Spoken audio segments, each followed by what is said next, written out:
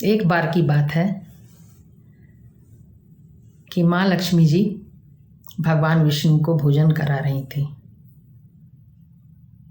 उन्होंने थाली में भोजन परोसा, भगवान आसन पर बैठे और एक ग्रास तोड़कर उन्होंने मुंह में डालने की कोशिश की। अचानक ही उन्हें ध्यान आया, उठकर खड़े हो गए वो और बाहर निकल गए। लक्ष्मी जी देखती रह गई। अब वो इंतज़ार कर रही थी कि भगवान कब लौटें। थोड़ी देर में भगवान आए और फिर से लक्ष्मी जी ने उनको भोजन पर बैठाया। अब भोजन जब कर रहे थे भगवान, तो लक्ष्मी जी ने पूछा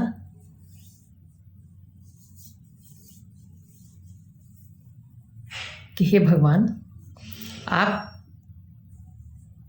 भोजन पर से अचानक यहाँ से क्यों चले गए?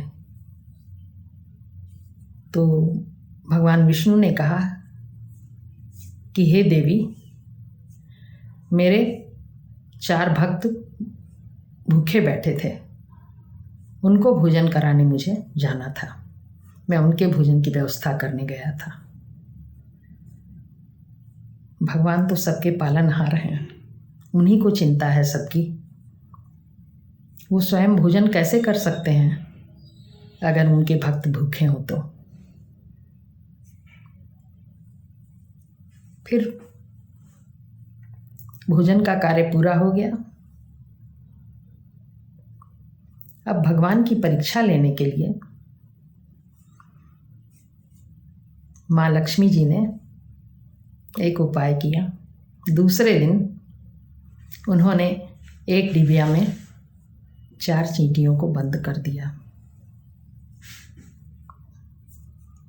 और अब दूसरे दिन उन्होंने भोजन परोसा भगवान को। भगवान ने भोजन कर लिया।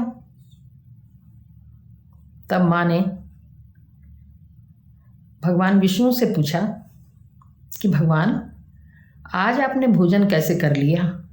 आज तो आपके 4 भक्त भूखे बैठे हैं। बोले कहाँ? तुरंत वो डिबिया लेकर माँ लक्ष्मी आई और डिबिया खोल के भगवान को दिखाने लगी। माँ लक्ष्मी ने देखा कि हर चींटी के मुंह में एक छोटा छोटा चावल का कण था। बड़ा आश्चर्य हुआ उन्हें, ये चावल कहाँ से आया? उन्होंने भगवान से पूछा कि भगवान, ये चावल डिबिया में आपने कब डाल दिया? तो विष्णु भगवान ने हंसकर कहा कि देवी, जब आप चींटियों को बंद कर रही थीं तो आपने जब सिर झुकाया डिबिया बंद करने के लिए, तो आपके टीके में से एक चावल झड़कर डिबिया में गिर गया था। उस चावल से इन चींटियों के भोजन की व्यवस्था हो गई।